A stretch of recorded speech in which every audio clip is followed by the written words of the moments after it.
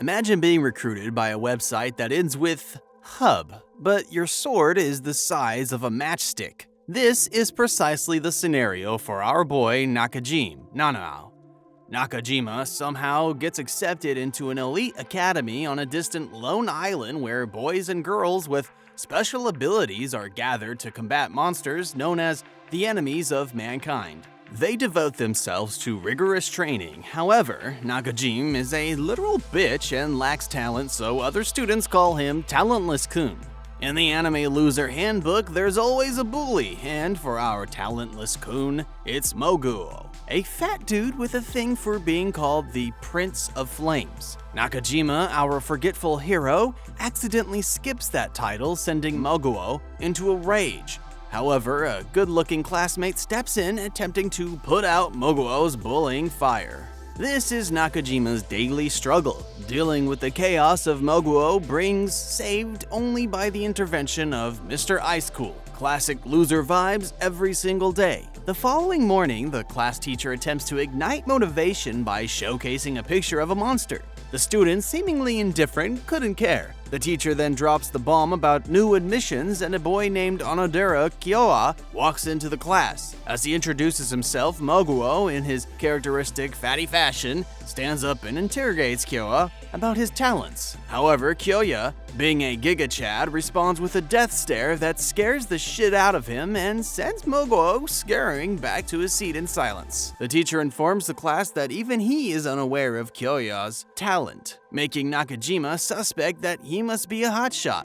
Following that, a cute girl who can make every weeb bricked up with just an uwu walks in. That girl introduces herself as Hiryagi Nana and states that her magical ability is reading minds. This shocks all the students, as now they can't imagine each other naked in the class anymore. After the introductions, Nakajima goes back to his seat and hears the confident fatty assuming that the new student Nana is already wet for him. However, to Nakajima's surprise, she comes to his desk and bluntly asks him if he's getting bullied. As his two brain cells generate possible no response, Moguo blocks him and tells Nana that Nakajima doesn't have talent. However, despite being trashed by Moguo, Nakajima manages to flirt with Nana a bit with his vast knowledge about monsters. As this banter is ongoing, the teacher announces the need to appoint a class representative. In her loud voice, Nana screams, nominating Nakajima for the position due to his many seemingly useless good qualities. However, this embarrasses Nakajima, and as a result, is now sweating. In response, the class, Moguo and Icy Chi, volunteer themselves and decide to settle it with a one-on-one fight for the class representative position, asserting that Nakajima can't do anything as he's just scared. But why is someone like Nakajima even at this academy?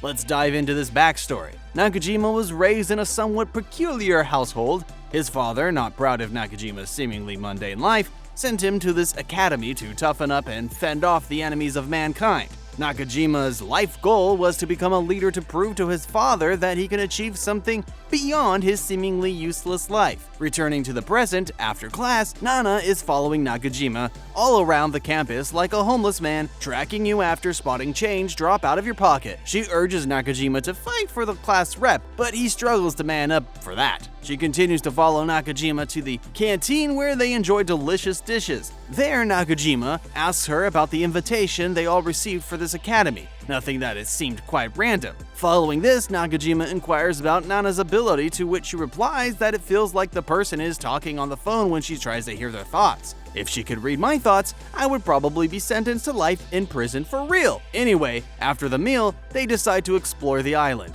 Nakajima tells Nana that there are rumors that enemies of humanity have already infiltrated the island, but it's considered just speculation. While they're conversing, something like a flash pushes Nana off the ropes on the cliff. Nakajima manages to grab her in time, saving her. This man is definitely scoring tonight. As night falls, Nana follows Nakajima to his house, where she yaps about how he can become a Giga Chad by watching Andrew Tate's videos and should fight for the class rep. The next day, Moguo, the fire-throwing jackass, and Chi, the wannabe ice rizzler, face off in a duel in the field. The match begins and the fatty charges at Chi, who easily blocks and dodges his attacks. They exchange a series of blows, but Chi manages to freeze Moguo's leg, trapping him on the ground and rendering him unable to move. With that, Chi defeats him.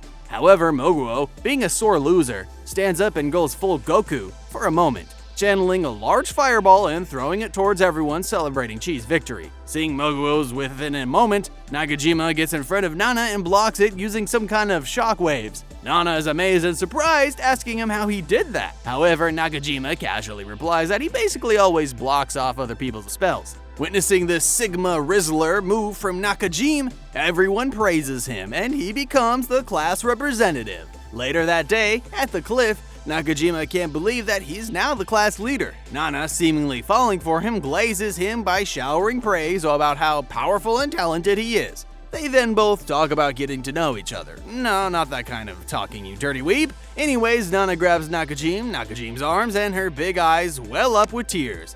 Out of nowhere, Nana's vibe transforms, and she goes into a dark antagonist mode. With that, she throws Nakajima down the cliff, but he manages to grab onto the rope to save himself. Nana stands there, entering Nakajima's mind and reading his thoughts. She explains to him that what they call the enemies of mankind aren't really the monsters. Rather, it's people like Nakajima who can block special forces and police from stopping them.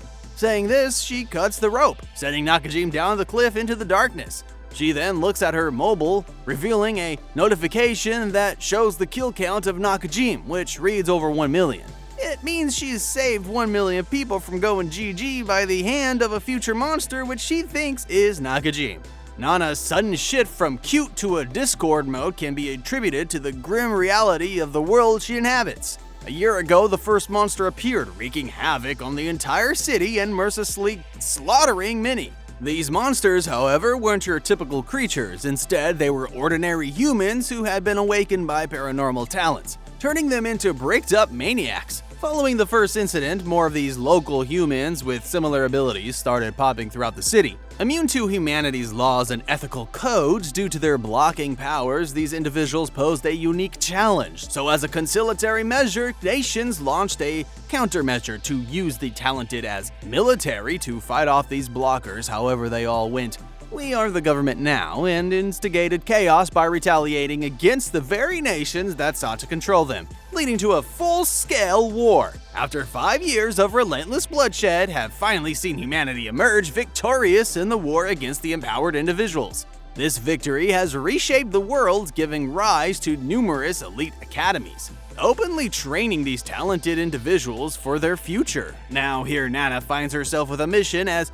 she's been instructed by officials to eliminate the enemies of humanity, who happen to be her own classmates. As Nana contemplates this task, her thoughts are abruptly interrupted by a familiar voice, none other than Moguo, the porky fellow, driven by the irresistible urge to bully someone, inquires about the whereabouts of Nakajima. Nana, with a sense of unease that Fatty is on her now, shoots back, asking Moguo where he thinks Nakajima should be. While Nana and Moguo engage in their chat, chaos unfurls in the background as the teacher has organized a lakeside activity for the class. However, a group of students acting like a bunch of crybabies voice complaints about everything. Then, out of nowhere, Skibbity Toilet Rizzler Chi makes a sudden entrance, jumping into the lake and freezing it solid. But why though? Even the teacher is left scratching their head, wondering about Chi's 2 brain cell decision-making power. Nana approaches the frozen lake, knocking on the ice. To her surprise, it's a whopping 5 meters thick, no cap, recalling the officials telling her that an individual with a misguided talent is as dangerous as anyone wanting to shoot the sticky stuff without realizing it could result in a junior version of them. Pondering this, she looks at Fatty and Chi wrestling and realizes that the official committee was right about these students. Later in the day, Nana finds herself having lunch with Chi. In the background, Moguo, fueled by frustration, vents his anger on another unfortunate student. Not finding satisfaction in just verbal abuse, Moguo decides to throw a punch at the student, only to get knocked down himself. The one delivering the Giga Chad level takedown is none other than another student, Shibusawa. Whispers and rumors circulate, suggesting that Shibusawa's paranormal ability might be the power to stop time, and I know what you guys are fantasizing about this power. Anyway, Chi believes that in their class, Shibusawa might be the Sigma male of all. Meanwhile, Nana's phone pings with a notification revealing that Shibusawa's potential kill count is an alarming 800,000 plus. Seeing this, she approaches Shibusawa, who is gulping soup with sounds resembling someone deep-throating him. Nana joins him in his deep-throating marathon. As they finish the soup, Nana starts glazing the shit out of Shibusawa and intentionally knocks over a water glass onto him. However, Shibusawa stops it using his time-stop power. Witnessing this, she discovers that Shibusawa can actually travel back in time as opposed to merely stopping it. Everything turns red as Nana's thoughts race, connecting the dots between the recent events and her encounter with Shibusawa. The pieces start falling into place, leading her to realization that Nakajima might be a time reverser. Shibusawa, impressed by Nana's mind-reading prowess, extends a hand, proposing they join forces as a duo. Nana, concealing her sinister intentions to eliminate him, is on the verge of sealing the deal with a handshake. However, just as the agreement is about to be finalized, Shibusawa is taken aback by what could be deemed the world's most catastrophic event. Nana has left 2 grains of rice inside her cup. This seemingly insignificant detail escapes Nana's notice, but not Shibusawa's watchful eye. As Nana is gearing up to whoop him, the other new student, Kyoya, whose ability remains a mystery, arrives and joins them. He asks Shibusawa if he can use his time reversal to investigate the disappearance of Nakajima. Nana attempts to play it off, but Kyoya is onto her, sensing that something is fishy with Nakajima's situation. Kyoya says his room is next to his, so he knows that Nakajima is missing.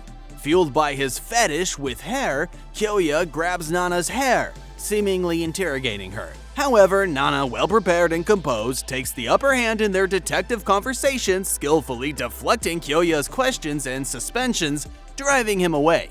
After that, outside, Shibusawa and Nana visit Nakajima's dorm, where Shibusawa employs his time reversal skill to check if Nakajima has returned.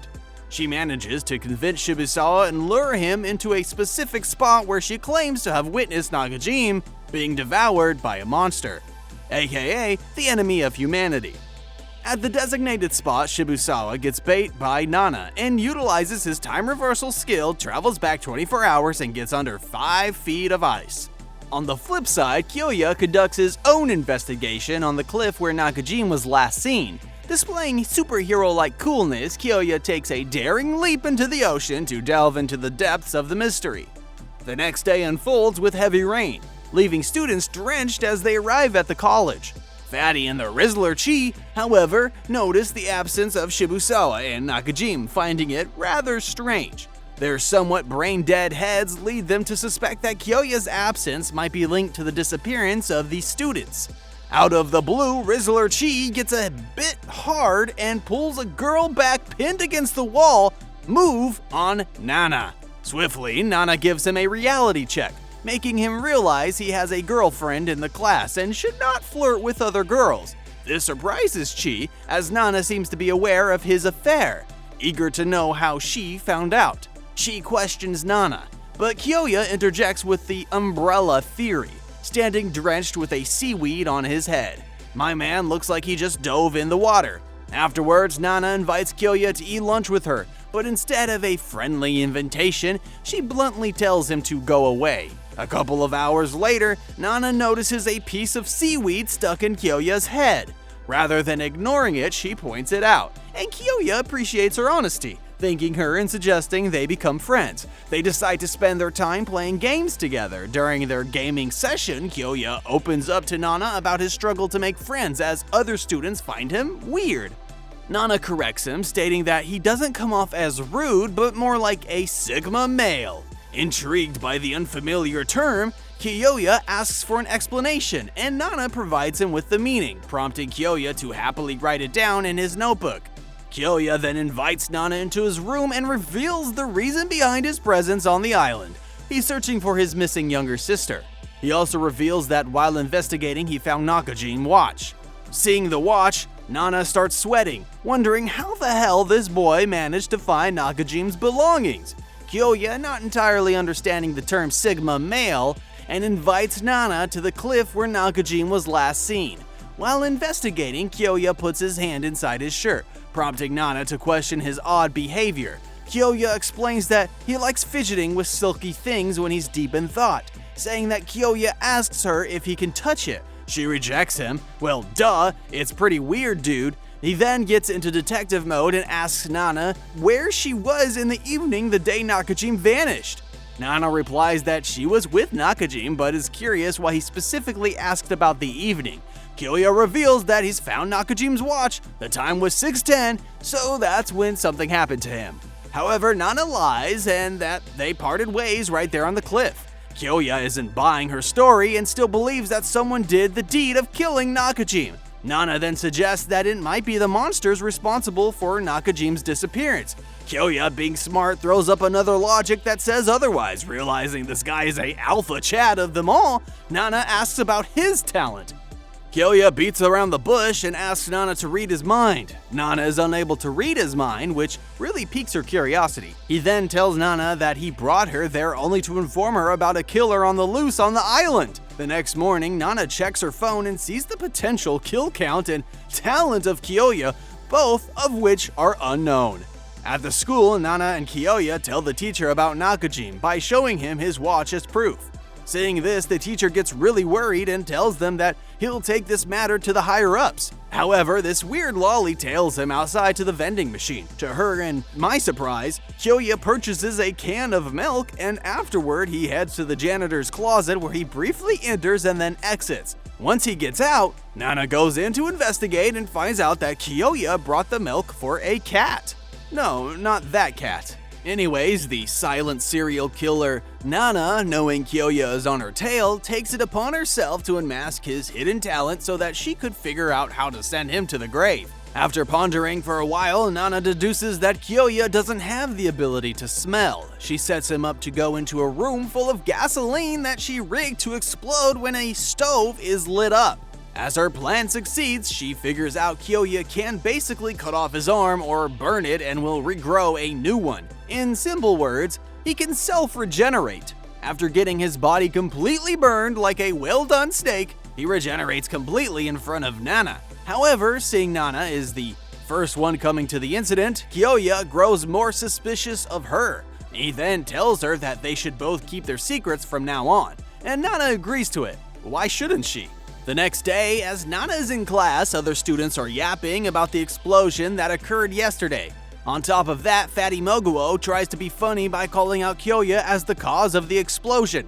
But no one gives him the limelight for the joke. Kyoya explains what happened to him, to which Fatty, with a mind equal to the size of an M&M chocolate ball, laughs. Meanwhile, Nana, erasing the board, is still thinking about what she did wrong with setting up Kyoya. All students are now worried about Nakajima and Shibusawa's disappearance and are suspecting random things that never happened. Seeing this, Nana thinks that the problem here is Kyoya, and she quickly needs to start getting him off her tail. Meanwhile, two girl students who look like they're on a cheap white stuff that you could get around the corner announces to the class that Michiru, another girl from the class, has received a love letter. However, Michiru notices a scratch on Nana's leg and she uses her tongue to heal her.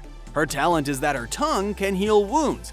Nana thanks her for her licking, and when she looks at her mobile phone, she sees her kill count is estimated to be over 150,000. However, as she walks out of the class, she catches the creep Kyoya following her. Kyoya plays it off, saying he's just busy and then excuses himself as he has to feed the cat. After school, Michiru is waiting outside for her lover when Nana comes and invades her privacy. She then reveals to Michiru that the two bully girls from before fabricated this message as a prank with her. The girls were hiding to laugh at Michiru, but Nana interrupted their plan and they got hurt by that. Curious, Michiru asked Nana how did she know, so she explains that she has been hearing nasty thoughts all day. Hearing this, Michiru starts crying as she thinks of them as her friends. She then thanks Nana for looking out for her. After that day, they both become friends with benefits and did weird things like touching each other's faces. Spending time with her, Nana realizes the only way she could stroke her is from behind. I mean, kill her from behind. Later that night, Nana decides to leave her main door but realizes Kyoya is being her guard dog. She asks him what he's doing in the girls' dorm, to which he replies that they're all like little children to him. It sounds weird, my G. Nana then goes to sleep, but this weirdo Kyoya peeks through the window stalking her. However, Nana is a sneaky lolly, so she manages to sneak the heck out of there and gets into Michiru's room. There she gets undressed and didn't do what you were thinking. She does something more weird than that. she stabs herself in order to throw off Kyoa's suspicion. Also, Michiru is there, and she's doing her thing with licking off the wound to heal Nana. She tells Kyoya that it was all the fault of the enemies of humanity as they attacked her, period. However, this whole play makes Kyoya more suspicious of her, but her noob classmates believe that she was really attacked by the monsters. This all makes her a hotshot in the class, leading her to being selected as the class representative. But there's a weird guy in the back who's looking at Nana as he knows something nasty about her. After the class, Nana meets Michiru outside the school and gives her the job of gathering information about everyone's talents. Now all is going according to Nana's plan, as she is now the class representative, which means she can control where the next target should be and where she should do the deed with them. As Nana is lost in her thoughts, Kyoya arrives and tells her that he thought she was the suspect but now realizes she is indeed a victim. Then they went to their dorms, but Kyoya has Nana all over his thoughts, and he thinks that she orchestrated the whole getting back attack bullshit as a plan to take over the class and then take everyone down. On point, bro. Actually, she did exactly that, and she's also Mr. White from Breaking Bad, but instead of creating meth, she creates 100% pure blood that looks like it. That evening, when Nana is about to enter her dorm, the weird guy from before approaches her and reveals that he could see the future. With a weird smile that can scare off any lady, he releases a photo of her attacking him in the future. Nana tells him that it could be just a mistake, but this guy straight up shouts at our poor lolly and tells her to shut her mouth. They then both go to a cafe, and there he tries to prove to Nana that the picture was not made up and is real. To prove himself, he goes to the future and brings a picture of Nana with a plate of noodles on her head, and exactly after a minute, the waitress trips, and the same thing happens. He then drops another bomb on Nana by showing her the picture in which she is pushing Nakajima off the cliff. Just kill this man already, he knows a lot, Nana! Coming to the end, I'm wondering if he can really see the future. I want to know whether I will remain a virgin or eventually get laid, or what lottery ticket I should buy. Please tell me! If you like this video, please like and subscribe, and then I'll see you weebs later in the next video.